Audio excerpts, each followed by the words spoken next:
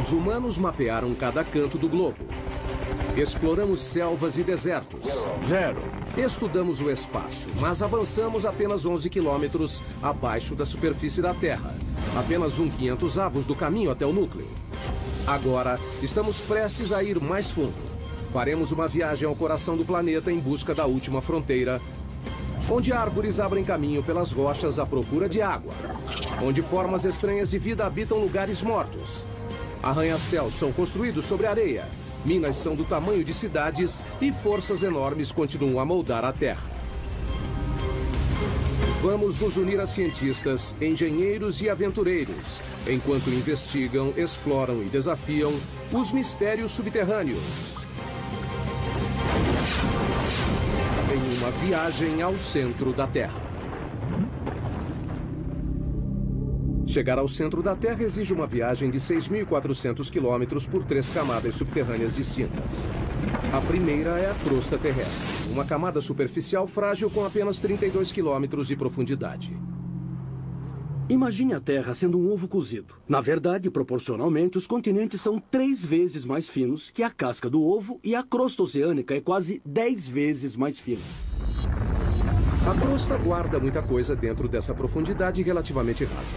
Sobrepõe-se zonas de carvão, água, sal, ouro, prata, petróleo. O mais interessante para nós que vivemos na superfície da Terra é que ou plantamos algo ou extraímos. Então, grande parte do nosso mundo vem do subsolo de diversas formas. Abaixo da crosta fica uma camada mais grossa, o manto, com 2.900 quilômetros de rocha derretida em movimento. Sob o planeta, há uma região extremamente agitada de rocha derretida, com pressão e temperatura alta. A mais de 3.780 graus Celsius, o manto está em agitação constante, rachando a crosta acima em grandes placas chamadas tectônicas. Essas placas agem moldando a Terra como em nenhum outro planeta. As placas que se movem centímetros por ano podem se juntar ou se separar com resultados incríveis. Temos vulcões em erupção na superfície, terremotos, e ainda conseguimos sobreviver nesse equilíbrio delicado. Por incrível que pareça, vulcões são fonte de riqueza e fertilidade. São os vulcões que trazem nutrientes e materiais para a superfície da Terra. E é por isso que temos os solos férteis. É de onde vêm os recursos minerais e é como se formam. 2.900 quilômetros abaixo, no núcleo externo, o ferro derretido guarda a chave para a nossa sobrevivência. Um campo magnético para o planeta que nos protege da radiação solar. Precisamos do campo magnético terrestre por causa da força intensa do nosso Sol. Por fim, alcançamos o núcleo interno, o ambiente natural mais mortal da Terra. E quando chega ao centro da Terra, a pressão é 3.600.000 vezes maior que a da superfície. É o suficiente para pegar essa rocha de granito e diminuir seu volume pela metade.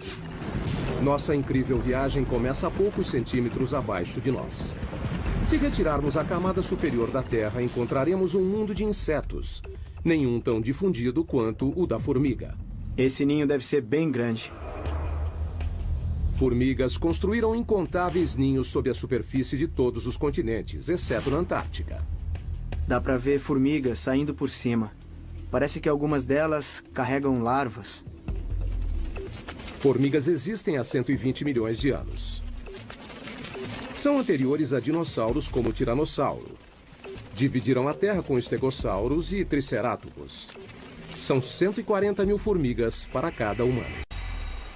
Eu não conheço outro inseto social que seja tão difundido. É uma sociedade que se estende por trechos imensos do ambiente terrestre. Formigas são rápidas. A velocidade delas é equivalente a um humano correndo a 65 km por hora. E são fortes. Podem levantar até 20 vezes o próprio peso, como um homem adulto levantando um carro. Mas o que mais fazem é construir ninhos. Surpreendentemente, uma tarefa crucial para os humanos. Os ninhos ajudam o ar e a água a penetrar no solo, mantendo-o fresco e fértil.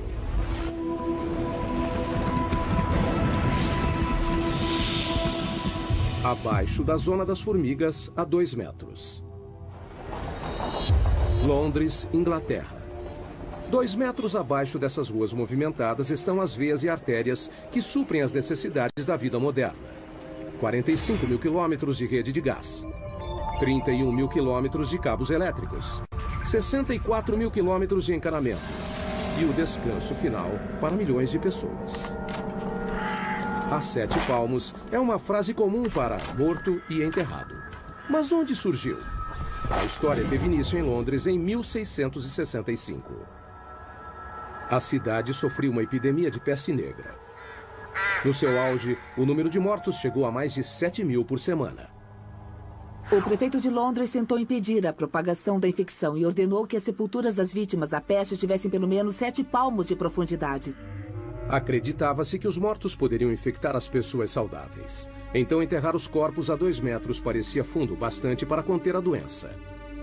Mais tarde, as pessoas descobriram que a peste era transmitida através das pulgas e ratos pretos. No final, o surto de 1665 causou cerca de 72 mil mortes. 1 em cada 6 moradores de Londres. A cidade foi poupada apenas no ano seguinte, quando o grande incêndio de Londres acabou com todos os ratos. Mas a tradição da profundidade da sepultura foi espalhada pelo mundo.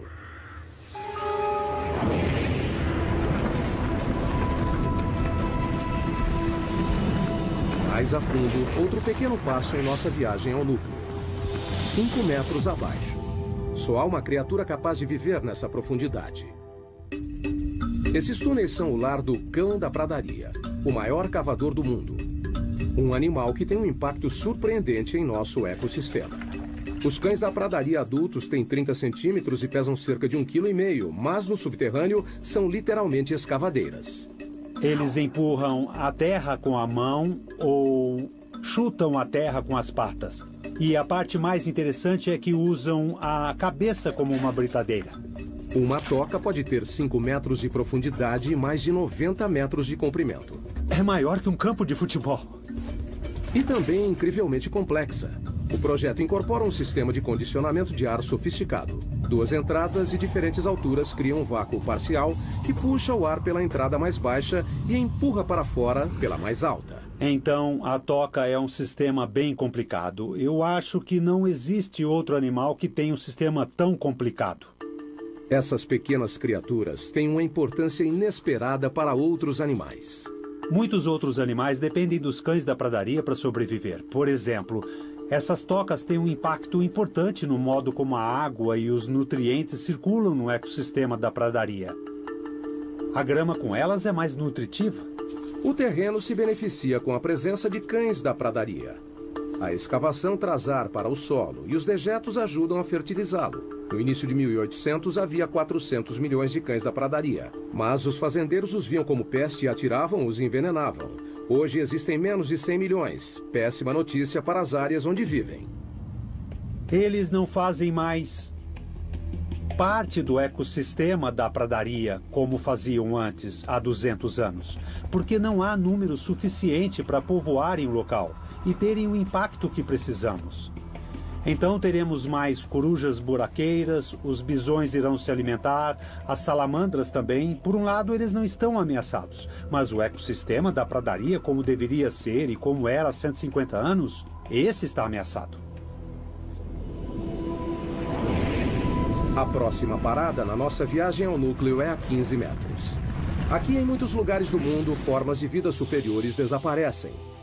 A Terra dá lugar a rochas. Começamos a encontrar carvão. O carvão se formou há cerca de 300 milhões de anos. Foi um processo único. O clima era mais quente e úmido do que hoje. Um grande pantanal dominava as regiões equatoriais da Terra. Com a queda de árvores e apodrecimento da vegetação no solo pantanoso, sedimentos sobrepostos foram comprimidos em rochas. Hoje, o carvão gera 1/3 da eletricidade do mundo. 7 bilhões de toneladas por ano são produzidas mundialmente. As maiores minas de carvão estão na China, Rússia e Estados Unidos. Só o estado da Pensilvânia produz 1% do fornecimento mundial. 1.500 pessoas viviam na cidade de Centralia, na Pensilvânia. Era uma pequena comunidade idílica. A gente andava de uma ponta a outra e conhecia todos na cidade. Era um jeito bom de viver. Hoje é uma cidade fantasma. Tudo por causa de um terrível acidente. Em 1962, uma queima de lixo foi iniciada propositalmente em um aterro ao lado do cemitério da cidade. Eles queriam limpar o aterro e colocaram fogo lá. Ele se espalhou por uma abertura que levava aos labirintos profundos das minas, velhas minas de carvão abandonadas que passam abaixo da Centralia. Alcançando uma profundidade de 15 metros, o fogo atingiu cerca de 180 hectares, o tamanho da Baixa Manhattan. E não parou por aí. O que alimenta o fogo é o carvão antrácito, rico em carbono e de combustão lenta. Muito bem, se olhar para a orientação da rocha, do leito de rocha, vai ver que se inclina neste sentido, indicando a tendência de um vale sinclinal. E na região do carvão antrácito, a maioria do carvão é encontrada nesse vale. Queimando a 650 graus Celsius, o ponto de fusão do alumínio, o fogo consumiu o solo e a rocha até não restar mais fundações.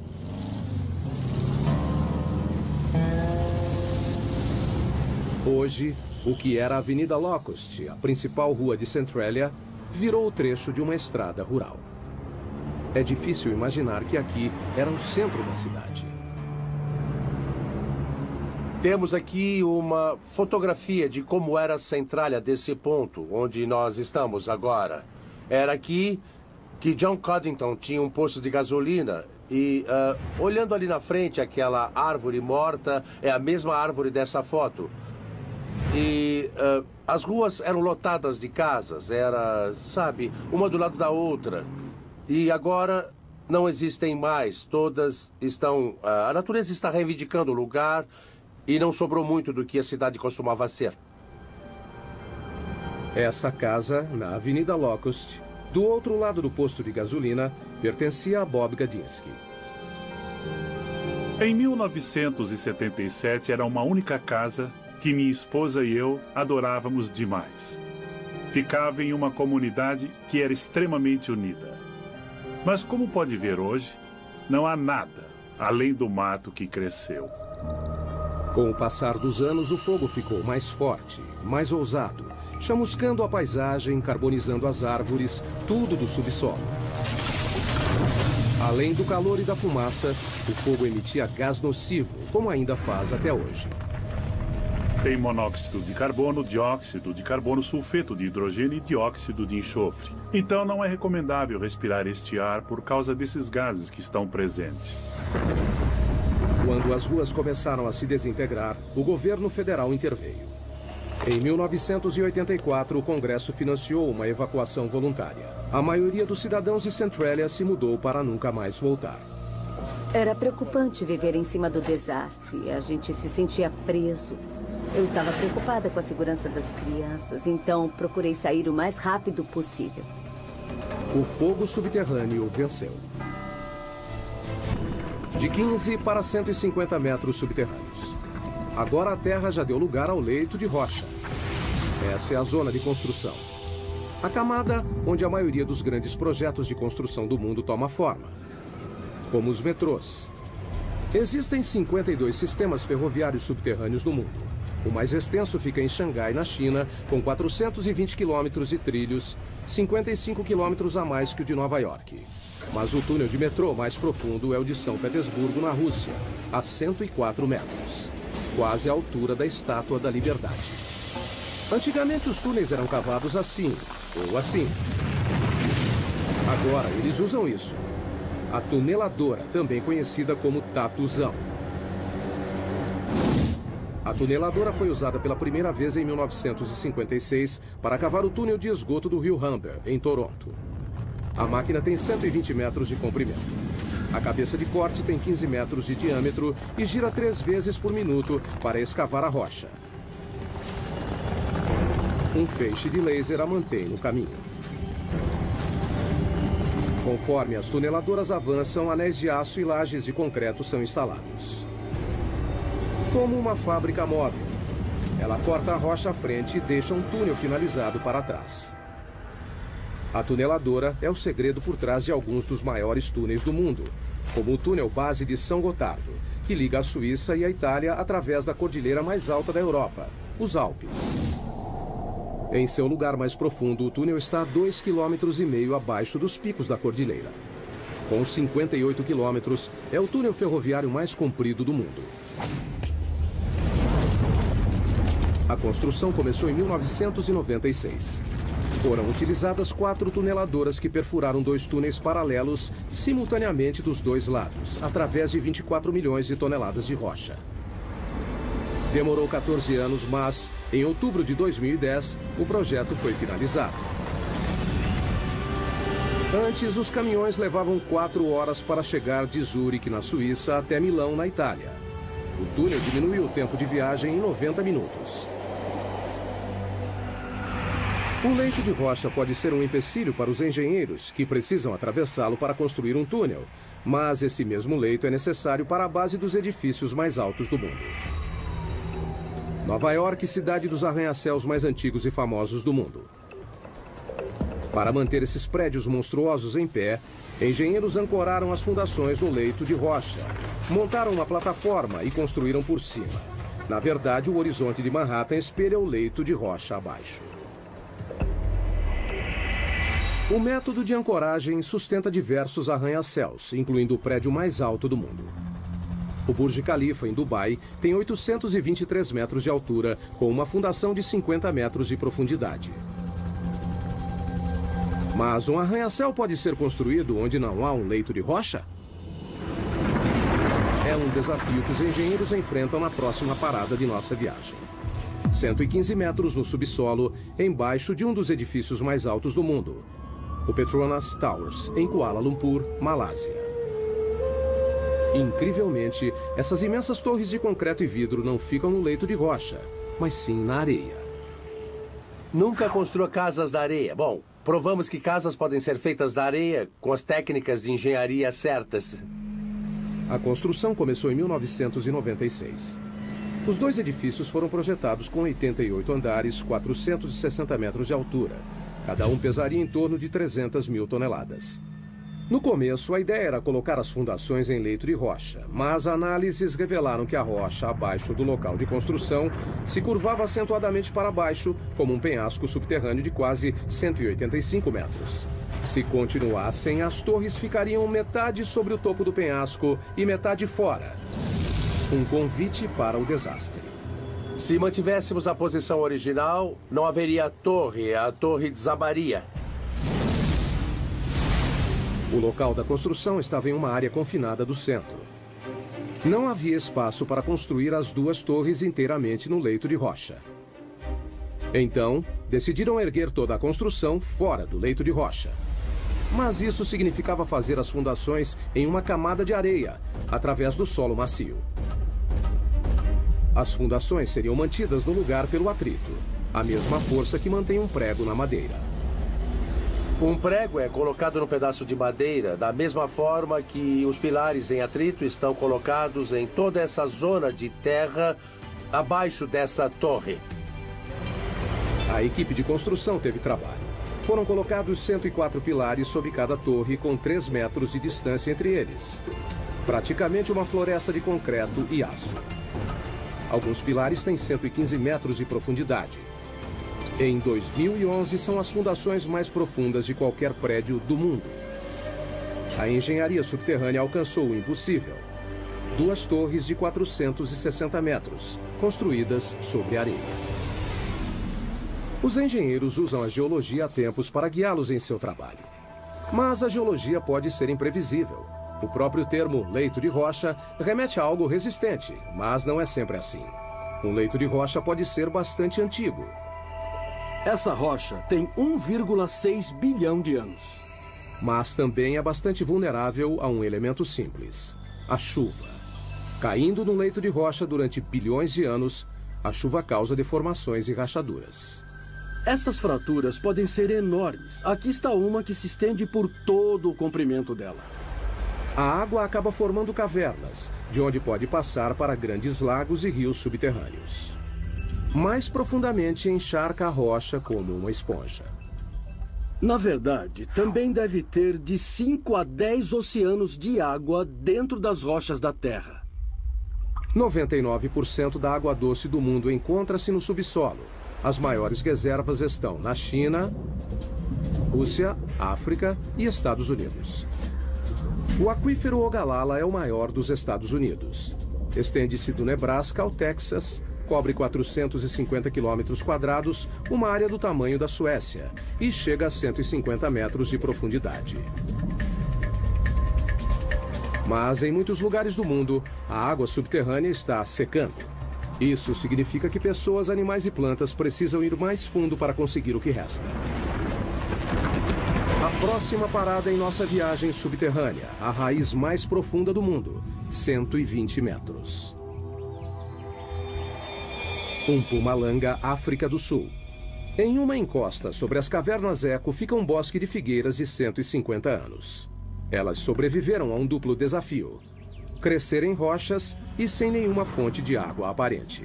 Quando olha isso, parece que saiu do Senhor dos Anéis. Raízes e rochas normalmente não se misturam. Árvores geralmente crescem em solo fértil, mas o clima aqui é árido. Não há chuva durante metade do ano. As figueiras precisam de 23 litros de água por dia para sobreviver e até quebram rochas para conseguir. As raízes são geneticamente programadas para saber que a água se encontra abaixo delas. A ponta da raiz libera um tipo de lubrificante chamado mucilagem para suavizar a passagem da raiz. Conforme cresce, a raiz procura rachaduras e pontos fracos nas rochas. Figueiras contam com uma única raiz mestra para encontrar água. Essa vai bem fundo. A pergunta é: quanto? Bom, lá vamos nós, descendo para as profundezas da Terra. Quanto mais fundo, mais difícil, não é? Não é maravilhoso o que a Mãe Natureza faz? Só para procurar água? Puxa, essa raiz está meio esquiva. Tomara que a gente encontre alguma coisa mais na frente. Finalmente, Burroughs vê algo. Nossa, finalmente. A 37 metros de profundidade está o primeiro sinal de uma raiz de figueira. Demora 70 anos para a raiz chegar nessa profundidade. E quando encontra a umidade, a viagem acaba. Até o final da raiz, a profundidade é 120 metros. Estamos vendo as raízes mais profundas do mundo. Nesse momento tem água aqui. Tem água sendo bombada abaixo da minha mão até a árvore. O caminho todo até a superfície.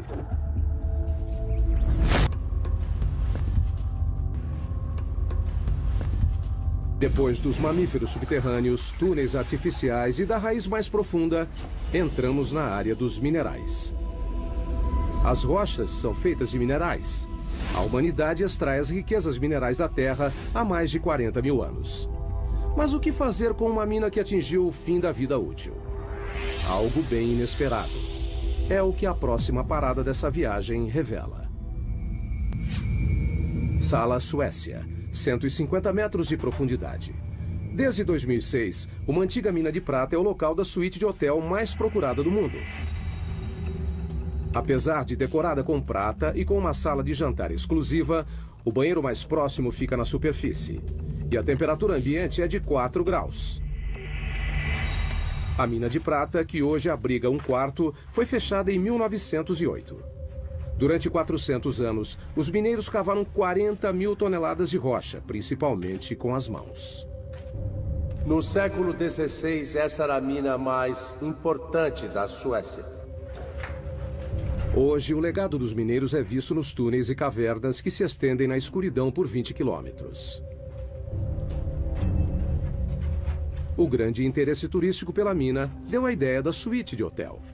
As pessoas vêm aqui só para ter uma ideia do passado. A prata existe há 4,6 bilhões, desde a origem do sistema solar. Foi formada a partir de partículas minerais lançadas no espaço pela explosão de estrelas, capturadas no turbilhão de poeira dos planetas embrionários, fundidas em pepitas puras pelo calor e água do subsolo. Hoje, a prata é extraída na Austrália, China, Europa e nas Américas, somando 20 mil toneladas por ano. Em Sala, a água que ajudava a criar a prata da mina ainda está lá. Metade da mina é cheia de água. Enquanto a mina funcionava, bombas levavam a água para ser filtrada. Mas isso acabou. Essa mina inundada contém cerca de 5 milhões de litros, o suficiente para encher 25 mil banheiras.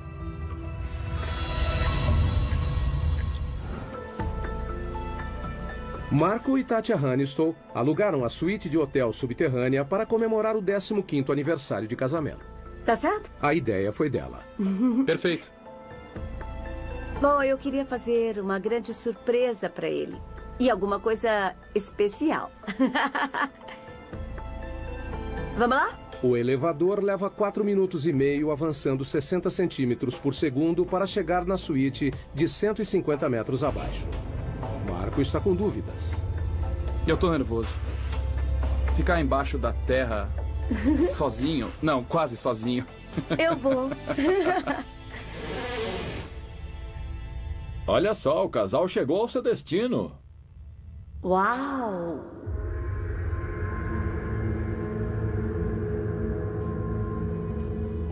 Ai, isso é maravilhoso. Quando o casal senta para jantar, Marco ainda está um pouco apreensivo.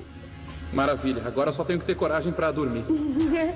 Mas no fim ele consegue passar a noite. Uma noite inesquecível. A água subterrânea é o maior agente para mudanças no subsolo. Ela não só reage quimicamente com os minerais para criar metais como a prata, mas também pode literalmente derreter a rocha. Cidade da Guatemala 2010. Um estrondo repentino, queda de alvenaria. Quando a poeira baixou, a única coisa que restou foi um buraco enorme. Com 30 metros de profundidade e 20 metros de largura, um quarteirão inteiro desapareceu. A cidade da Guatemala é construída sobre calcário poroso. O fluxo de água subterrâneo dissolveu a rocha, deixando somente uma camada superficial frágil, que poderia ceder a qualquer momento. Inacreditavelmente, o desabamento tirou apenas uma vida. Mas já é o segundo grande buraco na cidade em 3 anos. As dolinas, como são chamados, são assustadoras e às vezes mortais, mas alguns podem fornecer muitos dados científicos. A próxima parada em nossa viagem subterrânea também é na América Latina, a 335 metros. Zacatón, México. Nessa dolina cheia de água não há espaço para a vida. Abaixo da superfície plácida não há ar. Mas uma forma de vida cresce aqui, micróbios, e eles são bem estranhos. Todas as bactérias e formas de vida precisam sobreviver num ambiente anaeróbico, o que acaba levando a formas de vida incomuns. Em 2006, a NASA enviou uma equipe para estudar os micróbios de Zacatón. O primeiro passo foi descobrir o formato do interior da dolina. Não sabíamos o tamanho e nem a profundidade. Era tudo uma grande incógnita. Então trouxeram uma nova tecnologia. Um robô em formato de ovo projetado para ir aonde outras sondas não conseguiam. Eles o apelidaram de Depth X. Ele tem propulsores em todas as direções, então pode ir para todos os lados, consegue girar e fazer qualquer movimento necessário para encontrar o caminho num ambiente tridimensional. O Depth X tem 2 metros de largura e 1,5 de altura, quase do tamanho de um quadriciclo. O que o torna especial é que não usa controle remoto, ele se dirige sozinho. Assim que some da superfície, fica completamente por conta própria. E nesse período, então, ele precisa tomar as decisões sozinho. Para enxergar, o robô depende do sonar, uma tecnologia desenvolvida no início do século XX para emitir ondas sonoras potentes pelas paredes e o chão da dolina. Como um morcego voando em uma caverna escura, o robô cria um mapa em 3D, atualizado e contínuo em sua memória. A habilidade do DepthX em pensar por conta própria foi algo pioneiro na engenharia robótica. Para poder mapear, para coletar uma amostra ou voltar para a superfície, são escolhas que dependem somente dele. Depois de 50 mergulhos, o DepthX conhecia cada centímetro do lugar. As pessoas se perdem em grutas e não sabem se estão na segunda ou terceira interseção. Um robô como o DepthX faz um bom trabalho para distinguir dessas situações confusas e, em alguns casos, faz melhor que as pessoas. Em pouco tempo, os segredos de Zakaton foram desvendados. Sabemos que é quente. Talvez existam aquíferos termais alimentando Zakaton. Mas a maior surpresa foi a descoberta de mais de 100 tipos de bactérias, incluindo 6 novas espécies de micróbios chamados de arqueia, que têm um estilo de vida estranho, à custa de enxofre. Uma das árqueas tinha enxofre dentro do organismo, então estava metabolizando o enxofre, o enxofre da água e usando como fonte de energia. A descoberta confirma que a vida não precisa das mesmas condições da Terra para se desenvolver. Um dia, um descendente do DepthX pode acabar fazendo uma viagem pelo espaço. Veremos esses exploradores avançando, indo para lugares que as pessoas não podem ir. Em lugares como a Lua de Júpiter, Europa, na busca por uma forma de vida similar em outro mundo. Há muitas dolinas na América Latina, principalmente no México. Só na província de Yucatán há mais de 3.000 delas. Algumas contêm água, outras não. Mas nenhuma delas pode ser comparada à nossa próxima parada da viagem. O poço vertical mais profundo do mundo, a Caverna das Andorinhas.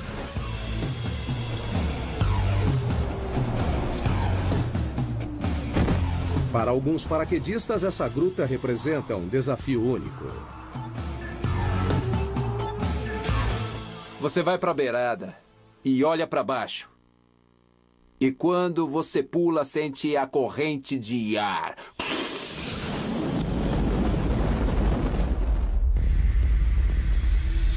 430 metros de profundidade. 40 metros de diâmetro no topo, que se abre para 2 hectares no fundo. O poço tem as mesmas dimensões do Empire State. A Caverna das Andorinhas recebe esse nome por causa das aves que fazem ninhos em suas paredes superiores.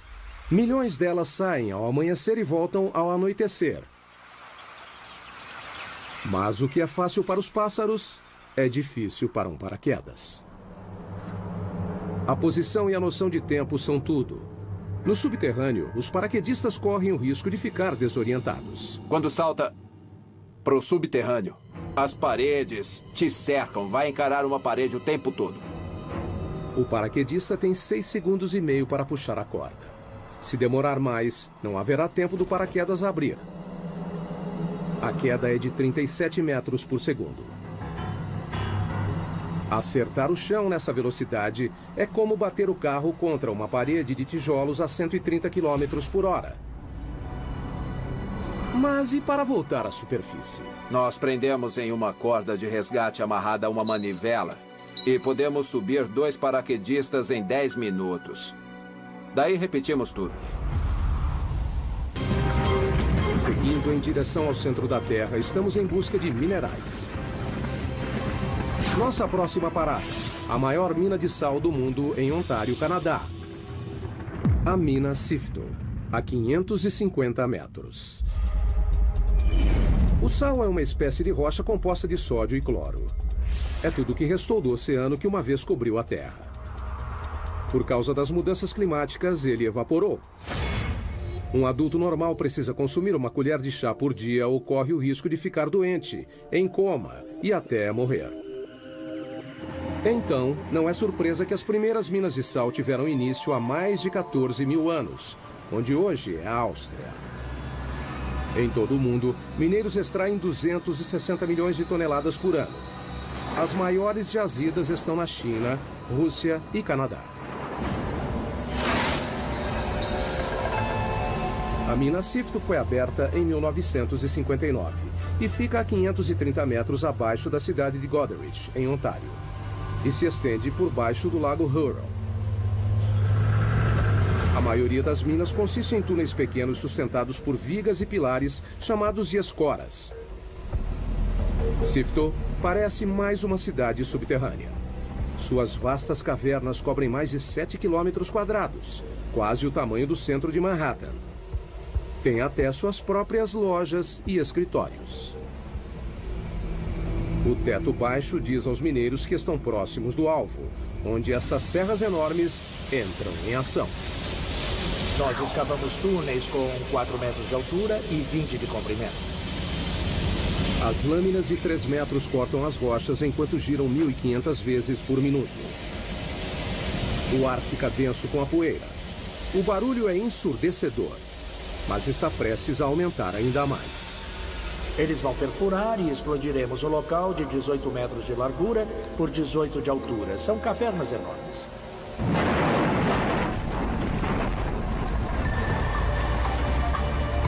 Caminhões gigantes levam as rochas cortadas de volta para a mina e colocam nas mandíbulas de um triturador faminto.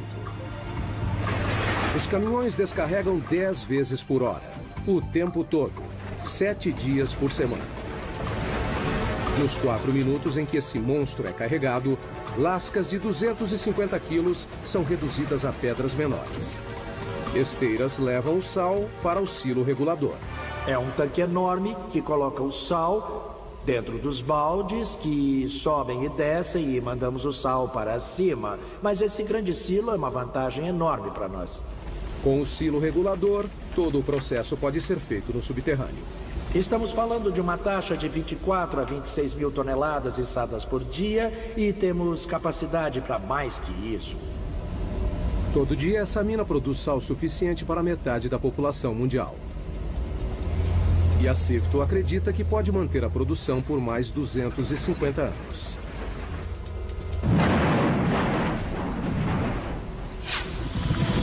Nossa próxima história nos leva a 180 metros abaixo da mina Sifto, uma outra mina de sal em Sondershausen, Alemanha. Essa mina recebe um evento atlético diferente. A maratona mais profunda do mundo. Corrida subterrânea. Esse pessoal é louco. Correr uma maratona subterrânea é uma experiência muito diferente de correr na superfície. A gente não se sente livre. Na floresta sente o vento e todo o resto, mas no subterrâneo não. As condições são extremas. Veja a temperatura, por exemplo. A cada 18 metros abaixo da crosta, a temperatura aumenta meio grau. O motivo disso vem de 4,6 bilhões de anos, a origem da Terra. A mistura de gases e partículas em espiral que formaram o planeta incluía poeira cósmica radioativa. Depois de comprimida em rocha, sua energia radioativa foi liberada na forma de calor, que continua até hoje. Trabalhar nessas condições pode ser difícil. Correr pode ser ainda mais complicado. A uma profundidade de 730 metros, os corredores subterrâneos lidam com um calor de 27 graus. É muito quente. Parece o inferno. 40% de umidade. O ar não é muito bom. Aqui embaixo, acho que esse é o pior problema. E um percurso difícil. A corrida é executada em um circuito desigual que sobe e desce 215 metros em cada volta. Quando leva um tombo aqui, pode se machucar muito feio. Em uma maratona normal, os pés ficam 0,2 de segundo no chão. Com a fadiga, ficam mais tempo no chão. Na mina, quanto maior o contato, maior o risco. Tá vendo isso aqui? É escorregadio. Precisamos de tênis com uma boa sola, como essa que é grande, mas eu acho que podia ser maior. Eu acho que travas seria muito bom. Ter cravos. Ou cravos. Embaixo. Inevitavelmente, o terreno traiçoeiro faz uma vítima. Quebrou? Não dá pra saber. Por que maratonistas correriam em condições tão perigosas é um mistério. Mas, se perguntar para eles, dirão a mesma coisa. É emoção, é a corrida mais difícil do mundo. Eu acho que quem pode dizer que correu uma maratona 600 metros abaixo da terra? Depois de passar metade do dia no subterrâneo, os maratonistas estão livres para voltar à superfície. A temperatura quente, o ar seco e as duras condições foram temporários. Mas, para 33 mineiros chilenos em 2010, sair não foi tão fácil. O teto do túnel desabou e os prendeu a 730 metros, a mesma profundidade da maratona. Os mineiros suportaram um calor de 27 graus, o ar denso com pó de rocha, escuridão e isolamento. Eles nem tinham certeza de que sairiam de lá. A entrada do resgate teve que ser aberta através de uma rocha vulcânica chamada basalto, famosa por deslizamentos repentinos. Temendo provocar um novo desabamento, equipes de todo o mundo usaram tecnologia moderna para cavar a entrada do resgate. Foi um processo lento. Depois de 69 dias, todos os 33 mineiros foram resgatados. Foi um dos maiores resgates de minas de todos os tempos. Estamos nos aproximando do local mais profundo em que um humano já esteve. Esse é o laboratório científico mais profundo do mundo. É bem movimentado aqui. O Observatório de Neutrinos de Sudbury, ou Snow Lab, está a 2 quilômetros abaixo do centro de Ontário. 2 experimentos estão em andamento. Um deles está na fase final de comissionamento. 3 experimentos grandes estão em construção. Os cientistas estão à procura de algo que só pode ser visto a 2 quilômetros abaixo da superfície. Partículas minúsculas de matéria cósmica, chamadas neutrinos. Tão pequenas que 200 cetilhões deles caberiam em um grão de areia. São 200 com 24 zeros. Não é uma surpresa que os neutrinos sejam fracos. Elas são partículas incrivelmente leves e, normalmente, passariam pela Terra completamente despercebidas. Cientistas descobriram os neutrinos em 1956. Estão em todo lugar do universo. Para detectar algo tão pequeno, precisa filtrar e excluir os raios gama, os raios X e a radiação ultravioleta que constantemente bombardeiam a Terra do espaço. Queremos provar que não é uma radiação convencional que de algum modo interfere e imita os sinais esperados. Então precisamos de muita proteção. Por isso o laboratório é tão profundo. Esses raios cósmicos tornariam a medição sensível do neutrino algo impossível. Os 2 quilômetros de rocha no laboratório Sudbury reduzem esses raios cósmicos a um fator de 10 milhões. Encontrar algo tão pequeno quanto o neutrino requer equipamentos grandes. Se você procura uma partícula, precisa aumentar suas chances de vê-la. Cobrindo uma área de 7.250 metros quadrados, tão grande quanto 6 piscinas olímpicas, as câmaras e túneis interligados do laboratório parecem mais uma estação espacial ou uma base lunar do que um laboratório subterrâneo. O laboratório levou 18 anos para ser construído e custou cerca de 70 milhões de dólares. Neutrinos deixam um pequeno traço de luz quando atravessam certas substâncias. Essa caverna já abrigou 60 mil toneladas de rocha. Agora, abriga uma esfera de 12 metros, que comporta 760 litros do líquido conhecido como água pesada, uma forma natural de H2O mais sensível aos neutrinos devido ao seu grande peso molecular. O neutrino causa uma reação que gera luz, que reage com os detectores de foto. Então, dá para descobrir sua energia, direção e por aí vai. Nessa profundidade é difícil transitar pelo laboratório. O elevador desce a 640 metros por minuto. Depois tem 1,5 km de caminhada. A temperatura ambiente é de 27 graus. É quente por causa da pressão nessa profundidade. Ao redor deles, a rocha está sendo espremida a mais de 544 atms, mais de 500 vezes a pressão atmosférica na superfície. Quando fizeram o laboratório, enfrentaram um desafio: criar um ambiente subterrâneo puro. Mantemos as fontes de poeira e contaminação no mínimo absoluto graças ao esforço constante na limpeza. Na entrada, eles passam por um processo rigoroso de descontaminação para remover poeira, que pode arruinar os experimentos delicados. Isso envolve tirar tudo que vestiu na mina, tomar um banho completo e colocar roupas limpas que nunca foi usada fora da mina. Além da poeira, as pessoas espalham detritos próprios continuamente. 600 mil partículas da pele por hora. Uma centena de fios de cabelo por dia. E qualquer uma das opções pode comprometer o trabalho no laboratório. Uma vez dentro, os cientistas enfrentam mais triagem e limpeza. Até o esgoto do laboratório é limpo.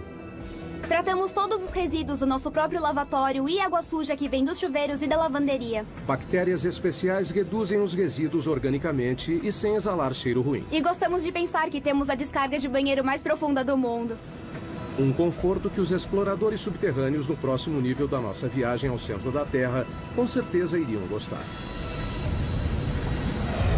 Dentro da mãe de todas as cavernas, a 2,5 km no subsolo. Esses exploradores poloneses esperam ir além do que qualquer outro explorador já foi. Eles treinam para uma descida na J2, que faz parte dos 2,5 km de profundidade do sistema de cavernas Chev, no México. O que nós procuramos é a caverna mais profunda do mundo. A erosão da água da chuva criou a J2. A descida envolve fissuras, desvios e câmaras alagadas. Passar por esse percurso subterrâneo não será fácil. Temos que continuamente treinar para conseguir isso. A descida de 2,5 km é tão profunda quanto a altura do Monte Santa Helena. Por isso, os exploradores precisam se equipar como montanhistas subterrâneos. Arnesses, cordas, grampos e capacetes. A caverna Kasprowy Nizhnia, na Polônia, tem condições similares à J2. Só não é tão profunda.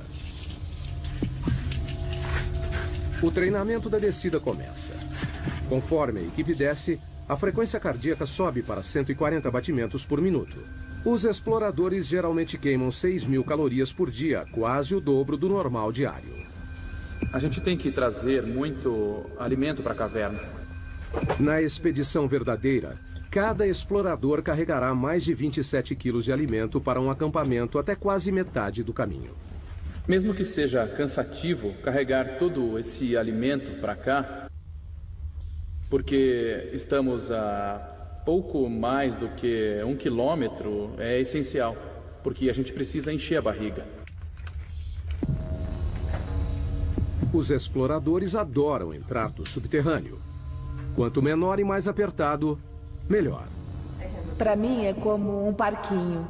É brincar com os amigos. Mas a verdadeira J2 não é um jardim de infância. Ela contém passagens tão apertadas que até os exploradores mais experientes achariam assustadoras. Eu sou pequena, então não costumo me sair mal em lugares apertados, mas não entro em lugares muito apertados. Eu acho que odiaria isso.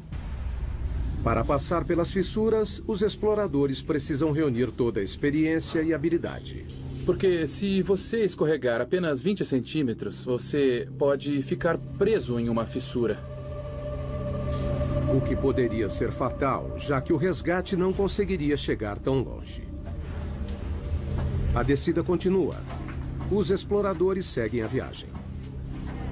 Você desce, desce e desce cada vez mais e mais, e você não pode pensar em subir, só em descer cada vez mais. O maior desafio da J2 é a água. A gruta leva a uma série de câmaras alagadas chamadas fossas. São 3 dias rastejando, pulando, escalando e descendo para chegar nesta passagem alagada, cheia de água, onde você precisa usar o equipamento de mergulho e então o jogo começa. Se chover enquanto estiverem no subterrâneo, a equipe corre o risco de ficar presa. Na última expedição, a J2, 2 equipes ficaram presas nessa caverna. Mas com o avanço do treinamento, uma volta para o México é uma perspectiva que ainda deseja. Nossa equipe era de 6 pessoas, nós descobrimos a entrada, então sinto como se fosse nossa caverna. A essa profundidade há ar e água, mas não há luz do sol. Por isso, os exploradores não costumam encontrar muita vida.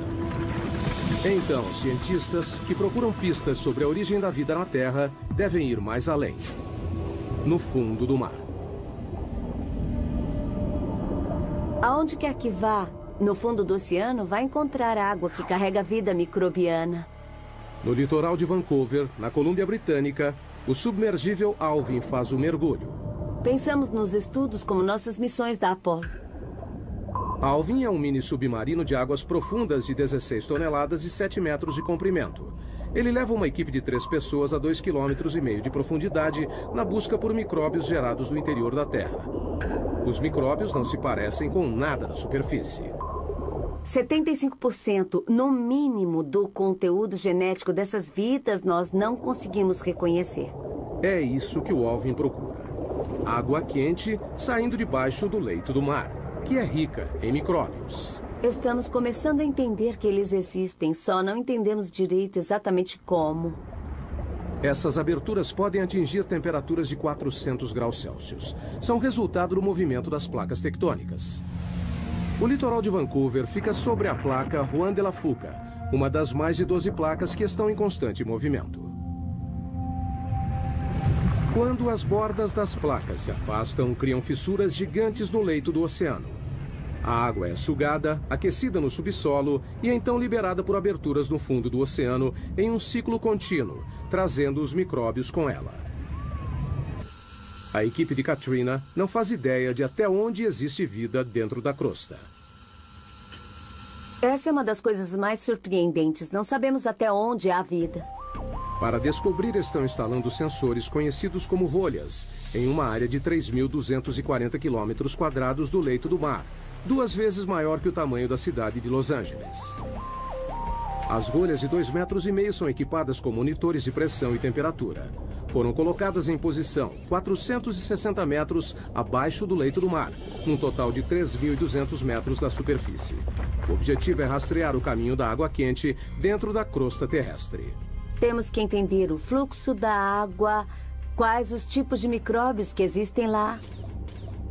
É só seguir a água que encontrarão micróbios. As riquezas minerais do planeta regem a maior parte da economia mundial. Quanto mais raro, mais os mineiros cavarão para encontrá-lo. Tautona, África do Sul. Viajando a 16 metros por segundo, os mineiros levam 1 hora para descer os 3.000 metros até o fundo da mina mais profunda do mundo. A missão: achar ouro. O ouro é formado a partir da poeira cósmica, de um modo parecido com a prata, só que é mais raro. Menos de 200 toneladas foram extraídas desde o início dos registros históricos. A produção da Tautona, de 12,5 toneladas por ano, fornece metade da oferta mundial de ouro. Assim que o elevador abre, um sopro de vento quente recebe os mineiros.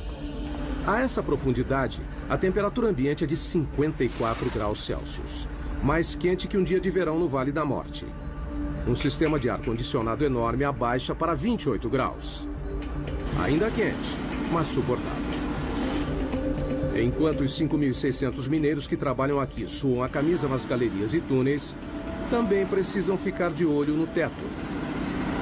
Nessa profundidade, qualquer tremor pode provocar um pequeno terremoto subterrâneo. A queda de rochas mata diversos trabalhadores todo ano. Na próxima parada da viagem ao centro da Terra, vamos 3 vezes mais fundo que os mineiros de Tautona, para o lugar mais profundo já alcançado por humanos. No Pacífico Ocidental, a 11 quilômetros subterrâneos, encontra-se a Depressão Challenger, uma fissura de 69 quilômetros de largura no leito do oceano que se estende por 2.530 quilômetros. A mesma distância de Nova York a San Antônio, no Texas. E o perigo aqui não é o calor ou os tremores de terra, é a pressão. Em 23 de janeiro de 1960, o oceanógrafo suíço Jean Piccard e o comandante da Marinha americana Don Walsh partiram em uma embarcação subaquática única para se tornarem os primeiros e até agora únicos humanos a verem o verdadeiro fundo do mar. Don Walsh revive a viagem histórica. Foi o único submersível que foi até a Depressão Challenger e por quase 50 anos ninguém mais voltou lá. E por uma boa razão. A pressão a 11 quilômetros de profundidade é esmagadora. 1.080 ATMs. Imagine o peso de 48 Boeing 747 em cima de um dedo. Para suportar esse peso incrível, Piccard projetou um submergível chamado Trieste. Com 15 metros de comprimento, 4 metros de diâmetro, ele pesava 51 toneladas, quase o tamanho de um caminhão de lixo médio carregado. Para a proteção, a equipe ficou em uma esfera de aço de 2 metros de diâmetro de 16 toneladas. Não tinha espaço para as pernas. A gente tinha meio metro cúbico para 2 pessoas. É quase o tamanho de uma geladeira doméstica. O que, levando em conta a água a 1 grau Celsius negativo, não parecia tão ruim assim. A temperatura dentro do casco era aproximadamente a de uma geladeira também. Para flutuar, o Trieste foi suspenso por uma boia, um tipo de balão submarino. Mas ao contrário de balões que voam no céu, a equipe não conseguiu usar hélio. Então decidiram usar outra coisa. Todos sabemos que petróleo é mais leve que a água, então o Trieste usou gasolina. Foram necessários mais de 85 mil litros de gasolina para conseguirem flutuabilidade. O suficiente para encher 500 tanques de carro. 8 da manhã, hora da ação. A descida começa. É um processo lento e cauteloso. O tamanho e o posicionamento das janelas da cabine do Trieste dificultam a visão. Esta é a janela de visão principal. É uma peça de acrílico de 18 centímetros de espessura e tem uma portinhola do outro lado da esfera com uma janela menor. E tem uma janela no tubo de entrada. A 200 metros, o Trieste mergulhou na escuridão. Eles atingiram o limite de penetração da luz solar. Mas a 910 metros, a natureza trouxe ajuda. A única coisa que iluminava o abismo era a bioluminescência dos animais e plânctons. Como se fossem vagalumes, eles carregavam a própria fonte de luz. Então parecia neve caindo de cabeça para baixo. Depois de mais de 1 hora, surgiu um problema. Houve um barulhão a 6 quilômetros.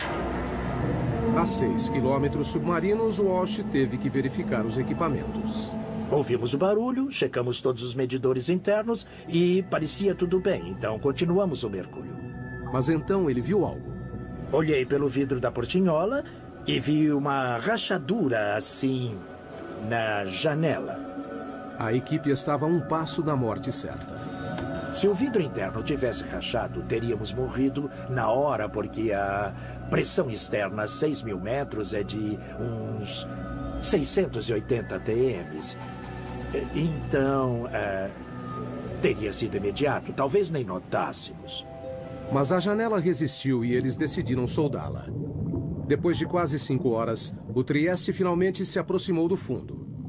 Walsh viu algo inacreditável. Um pouco antes de pousar, nós vimos um linguado. Animais vertebrados não deveriam viver nessa profundidade. Mas eles não tiveram a chance de investigar mais fundo. Assim que pousamos, uma nuvem enorme de sedimento subiu e só baixou depois de 20 minutos. A lama do fundo do mar os cegou. Foi como estar numa tigela de leite. Eles não tiveram escolha. A gente não via nada, não dava para tirar fotos e a lama não baixava. Decidimos voltar para a superfície. Para permitir que o Trieste fizesse a viagem de volta, Walsh controlou o peso soltando o lastro. A gente tinha 2 barris de lastro cheios de bola de aço e no fundo do barril tinha um eletroímã. Com o ímã acionado, as bolas ficaram no barril. Desligamos a força elétrica e elas desceram. Ao apertar um botão, o Trieste começou a voltar para a superfície. E entrou para a história. 11 quilômetros é o limite para a exploração humana. Atravessamos mais de 1/3 da crosta terrestre. Pessoas saem de cela. Máquinas assumem. Todos os cientistas utilizam ferramentas para ajudá-los a explorar lugares que não podem ir. Telescópios, microscópios. Mas geólogos enfrentam um problema diferente. O engraçado é que eu não posso dizer o que existe a 30 centímetros abaixo do chão que pisamos, porque não consigo ver através da rocha. A solução parece óbvia. Perfurar a rocha e olhar. Mas é uma abordagem repleta de problemas. Península de Kola, noroeste da Rússia, 1989. Em um ponto castigado pelo vento, na fronteira com o Círculo Polar Ártico, cientistas embarcam em um plano ambicioso. Com despesas enormes, um buraco incrivelmente fundo foi perfurado para alcançar o limite entre a crosta terrestre e o manto. São 35 quilômetros subterrâneos. Para reduzir o atrito, usaram um método de perfuração novo. Ao invés de toda a cabeça de escavação, somente a broca foi inserida, bastante lubrificada com lama e óleo. A 6 quilômetros, a perfuração descobriu fósseis de plâncton de 18 milhões de anos em um estado de conservação impressionante. A 11 quilômetros, encontraram rocha de 4,4 bilhões de anos. Zircão, o mineral mais antigo do planeta. Mas, com o aumento da temperatura a cada metro, nos 12 quilômetros, ela chegou a 300 graus Celsius. A perfuração parou de repente. A temperatura aumenta muito rápido conforme avança para o interior do planeta. Com a profundidade dos buracos, a broca de metal não aguenta e então começa a se derreter. Pelos próximos 14 anos, houve tentativas de retomar a perfuração, mas todas fracassaram. Não temos equipamentos nem materiais que suportem a temperatura e pressão que existem a dezenas de quilômetros subterrâneos. O poço superprofundo foi abandonado em 2003. Então, se não conseguem perfurar, o que os geólogos fazem? Usam os ouvidos. Não vemos o que há dentro do planeta, ouvimos o que há dentro do planeta. Sismógrafos, como são conhecidos, são leitores que monitoram os sons dos movimentos das rochas no subsolo. Eles literalmente ouvem os terremotos. Há terremotos de magnitude 6 ou maior a cada 3 dias em média. E isso faz o mundo se modelar. As vibrações mudam de acordo com a densidade da rocha. Dados que geólogos podem ler. Conseguimos fazer imagens tridimensionais do que forma o planeta inteiro, monitorando milhares de terremotos com milhares de sismógrafos durante muitos anos. Pessoas ao redor do mundo dependem dos recursos sob nossos pés. A próxima parada em nossa jornada ao centro da Terra. O campo de petróleo mais profundo dos Estados Unidos, 11 quilômetros abaixo do Golfo do México. Há mais de 6 mil plataformas de petróleo no litoral do Texas e Louisiana, com capacidade de suprir 25% do petróleo dos Estados Unidos. Mas não é fácil de obter. É preciso atravessar 1,5 km de mar e depois mais 9,5 de pedra. Como fica mais difícil de achar petróleo e gás, avançamos mais e mais para águas fundas e fazemos buracos mais profundos. A perfuração em águas profundas está passando por uma revolução nos litorais do Egito, África Ocidental, Brasil e no Golfo. É maravilhoso termos a tecnologia para avançar tão profundamente. Mas a tecnologia tem suas limitações. Na primavera de 2010, uma plataforma chamada Deepwater Horizon perfurava um poço relativamente raso a 7 quilômetros no campo de Macondo, cerca de 80 quilômetros da costa da Louisiana. 20 de abril, 22 horas. A plataforma foi abalada por uma explosão. A bola de fogo foi vista a 56 quilômetros de distância. 11 funcionários morreram, 17 ficaram feridos. 1,5 km abaixo, no leito do oceano, a ruptura do poço liberou até 60 barris de petróleo por dia. Um barril tem 180 litros. Foi como jogar 450 caminhões-tanque no mar. O vazamento totalizou quase 5 milhões de barris. Foi o pior desastre de petróleo nos Estados Unidos. Então, o que deu errado? A Deepwater Horizon já tinha perfurado 11 quilômetros no fundo do campo de petróleo do Golfo no outono anterior, em um local diferente. Em comparação, perfurar em Macondo seria fácil. Mas as aparências podem enganar. O Golfo é um dos lugares mais difíceis de perfurar. O relevo costeiro cai em mais de 1,5 km de cumes íngremes e vales, com desfiladeiros e vulcões ativos de até 150 metros. A geologia é bem complicada. O petróleo sob o leito irregular do fundo do mar está abaixo de uma camada de rocha de 35 milhões de anos, com 245 metros de espessura, preso sob uma pressão enorme, mais de 1.100 vezes a da superfície. E tem também o peso das rochas, sobrepostas, pressionando, que faz a pressão do fundo do poço aumentar incrivelmente. Além da pressão, os perfuradores de petróleo podem encontrar perigosos bolsões de gás metano congelado, conhecido como hidrato. Se acidentalmente perfurar, isso pode ser um problema. Aquecido pelo atrito da broca, o metano explode o poço, liberando uma quantidade enorme de petróleo. Muitos pesquisadores associam a tragédia do Deepwater Horizon a um bolsão de metano congelado. A tecnologia de escaneamento convencional nem sempre pode detectá-los, e isso é um desafio para a exploração do petróleo. E ninguém sabe a quantidade existente porque é muito difícil conseguir uma imagem sísmica.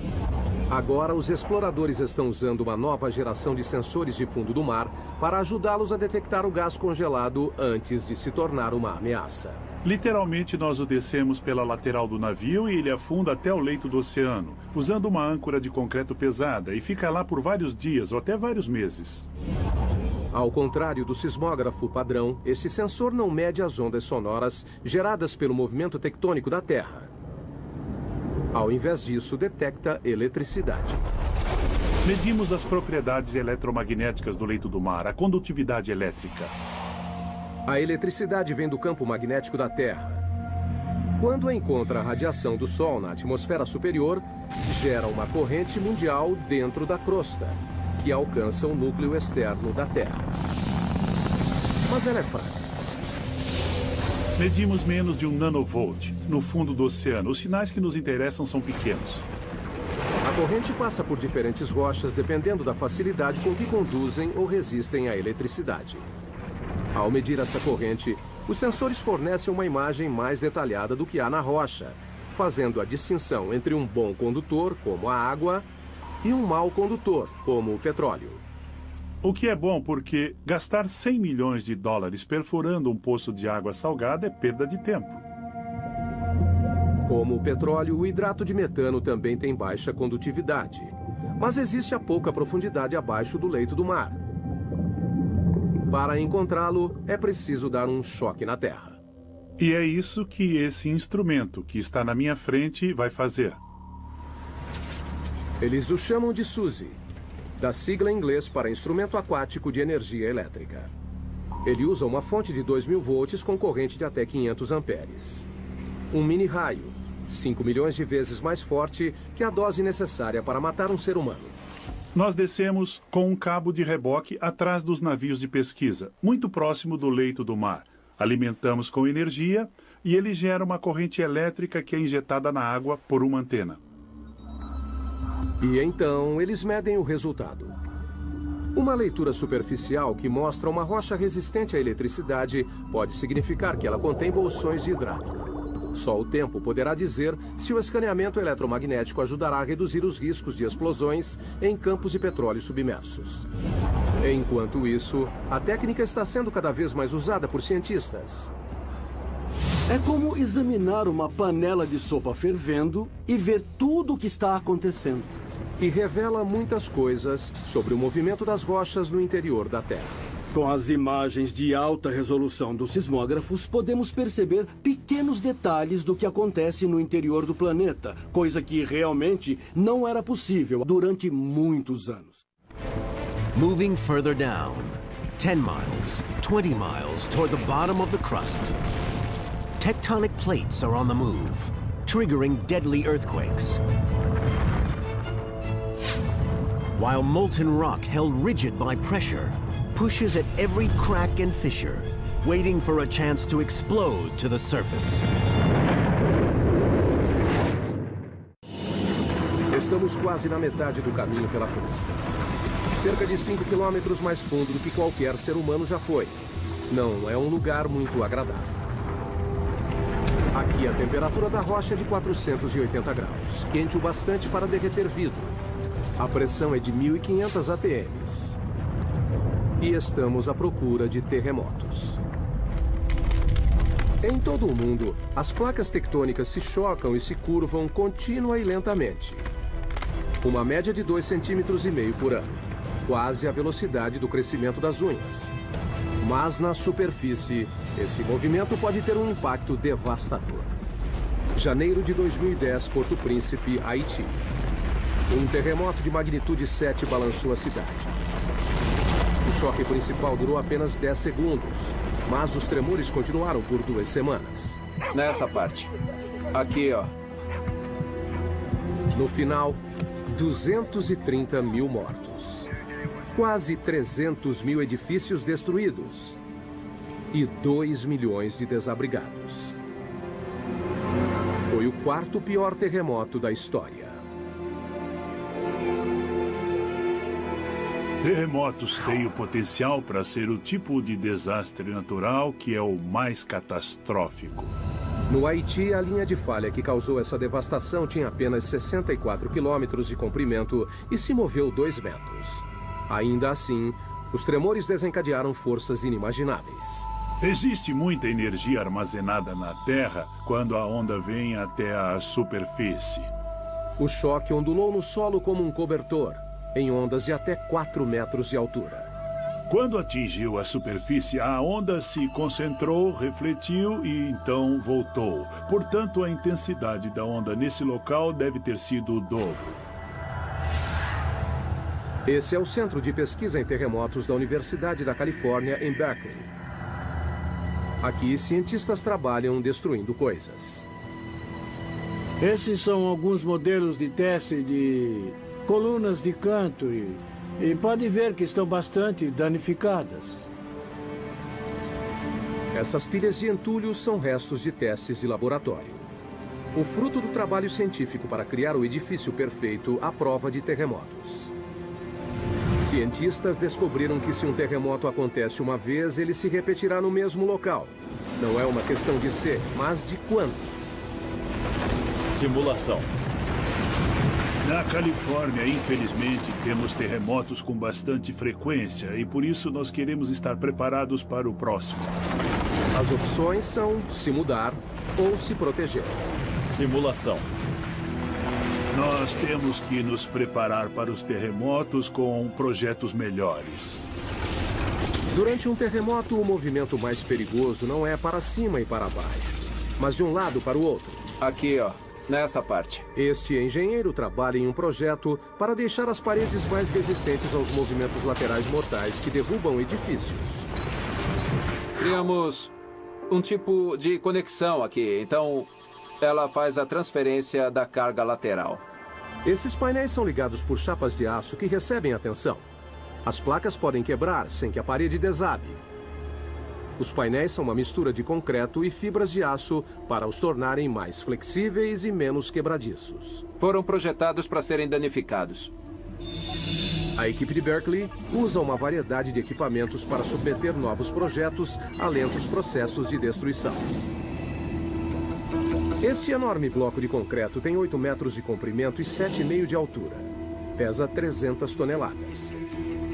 Há muita energia latente presa em toda essa estrutura. Quando esses 4 cilindros hidráulicos empurram o bloco, eles transferem a energia para as estruturas em teste. Nesse caso, as estruturas são as colunas e vigas semelhantes à de um arranha-céu. Ninguém sabe qual será o resultado. É a primeira vez que testamos algo desse tipo. O objetivo é levar tudo ao limite. O edifício é empurrado em uma direção e as vigas são giradas contra as colunas. O aço curvou, mas a estrutura sobreviveu. Um começo promissor para esse projeto. Mas a única maneira de ter certeza que a estrutura se manterá durante um terremoto é fazer um acontecer. Essa é uma mesa vibratória. A mesa vibratória nos dá a possibilidade de provocarmos um terremoto. Como o nome sugere, as mesas vibratórias atingem réplicas de prédios com tremores em escala real. Assim, nós podemos simular 6 tipos de movimento. A mesa pode balançar para frente e para trás, inclinar, ir para cima e para baixo, para os lados, para representar o que aconteceria em um terremoto. O objetivo não é analisar por que os prédios caem, mas por que continuam em pé.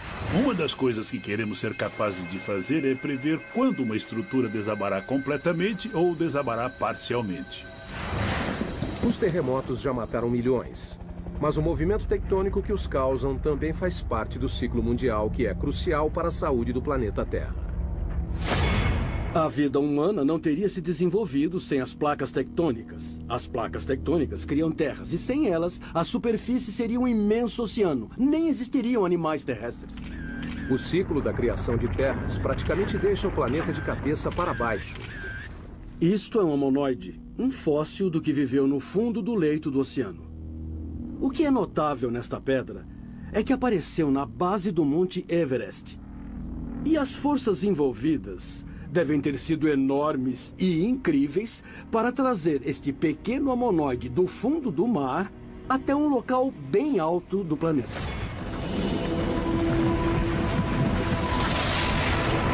E a fonte dessas forças estão mais abaixo das placas tectônicas. É a próxima parada da nossa jornada ao centro. 35 quilômetros abaixo está o manto. Uma vasta região com 2.900 quilômetros de profundidade que compreende 70% da massa do planeta. Aqui, a corrida para ver quem provoca mais mudanças nas rochas é entre a temperatura e a pressão. A 56 quilômetros, a pressão é 16.500 vezes maior que a da superfície. Mais do que um humano aguentaria. Essa câmara de alta pressão ilustra o impacto que isso teria no corpo humano desprotegido. Logo, ficaria impossível de respirar, com os pulmões contraídos e a implosão das costelas. Com mais 3 quilômetros a 59 de profundidade, a pressão reduziria nossos ossos a pó. Mas a temperatura também sobe, graças à liberação de energia radioativa do manto. O calor de 980 graus é capaz de amaciar as rochas. Elas começam a se transformar em magma. Magma é o que acontece quando a rocha atinge a temperatura de fusão e vai do estado sólido para o líquido. Ela pode atravessar grandes distâncias de terreno quando é expelida para a superfície da Terra. Enquanto percorre a superfície, o magma se mistura com uma série de substâncias que o tornam ainda mais volátil.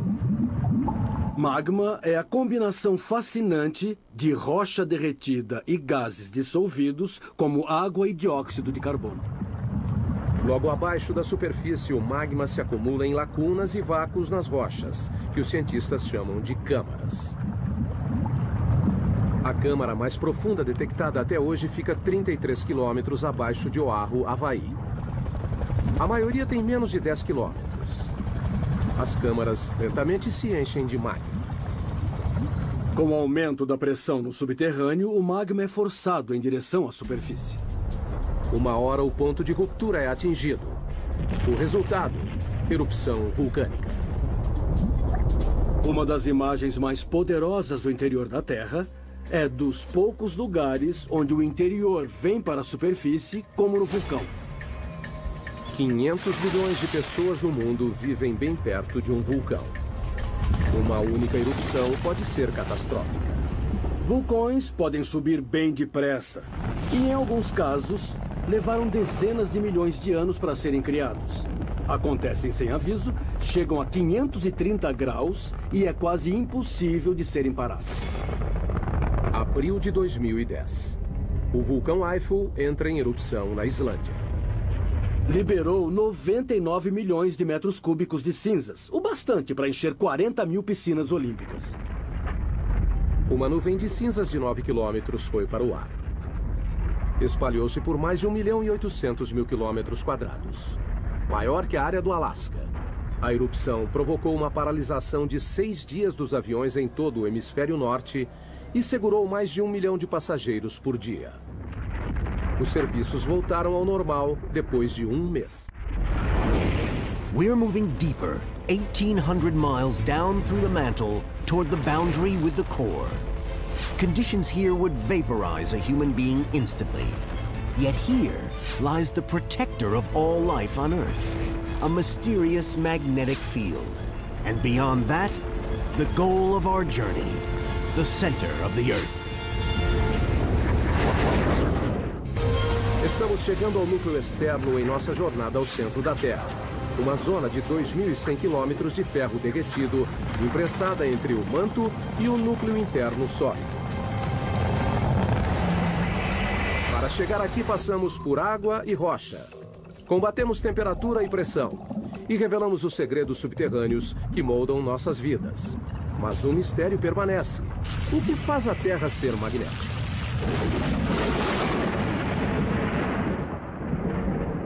O campo magnético da Terra se estende por 72 mil quilômetros no espaço. Ele protege o planeta da força total da radiação solar. Um único brilho solar de 2 horas libera 10 bilhões de toneladas de partículas radioativas. Energia suficiente para abastecer os Estados Unidos por 10 mil anos ou evaporar nossa atmosfera. Sem o campo magnético para bloqueá-las, as partículas solares acabariam com a vida na Terra. Precisamos do campo magnético da Terra por causa da força intensa do nosso Sol.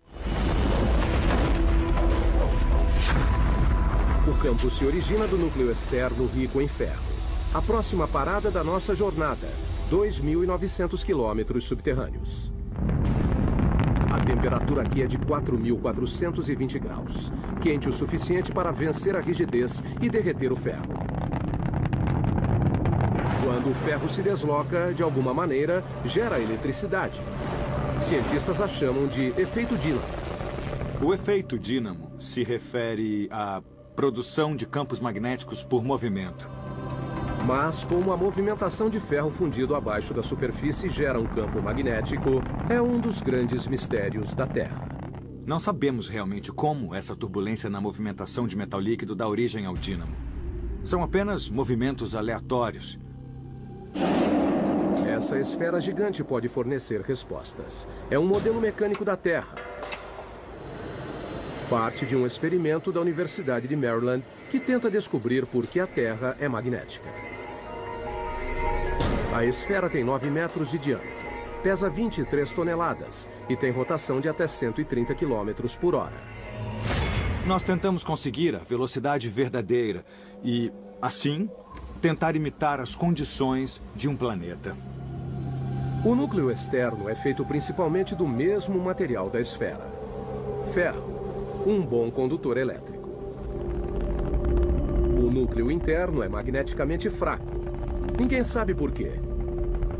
Mas como um dínamo gigante, o movimento em torno dele cria um campo magnético. Claro que Lathrop não pode reproduzir as condições reais do núcleo externo. Não podemos chegar ao centro, então não dá para ver como acontece diretamente. Mas ele acredita que pode chegar perto.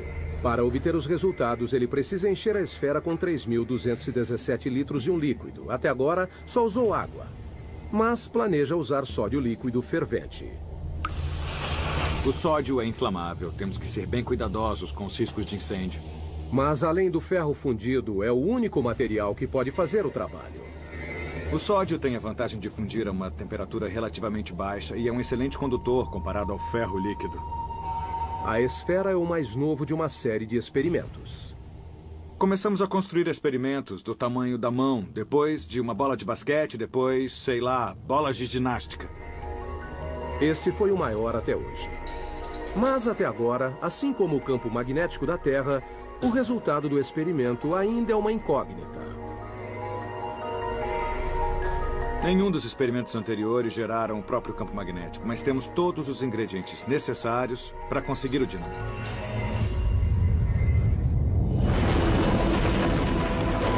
Quase 6.500 quilômetros subterrâneos, chegamos ao final da nossa jornada, o núcleo da Terra.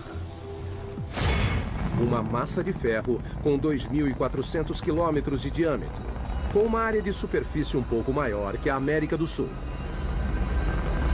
A temperatura aqui é igual à da superfície do Sol. Mas o peso de todo o planeta apoiado nele mantém o ferro rígido. A pressão é muito intensa.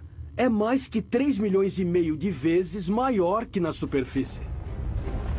A mesma convicção que ajuda a gerar magnetismo também empurra o calor para a superfície no processo de resfriamento do núcleo. Quando a temperatura cai, o núcleo solidifica lentamente. Um dia, não haverá mais rocha derretida para criar o campo magnético. Mas o Sol já terá se extinguido, acabando com a Terra antes desse dia chegar. Enquanto isso, o calor do núcleo ajuda a impulsionar o lento ciclo do manto, que renova a superfície, alimenta a química de nossa riqueza mineral e gera o campo magnético que nos protege do universo hostil. As chances de se encontrar outro planeta como a Terra são realmente mínimas. Descemos quase 6.500 quilômetros para o fim da nossa jornada. Vimos túneis que atravessam montanhas e minas do tamanho de cidades. Passamos por fogo e inundação, terremotos, vulcões, pressão esmagadora. E descobrimos o segredo mais profundo da Terra. É o que acontece no subterrâneo que mantém o planeta vivo.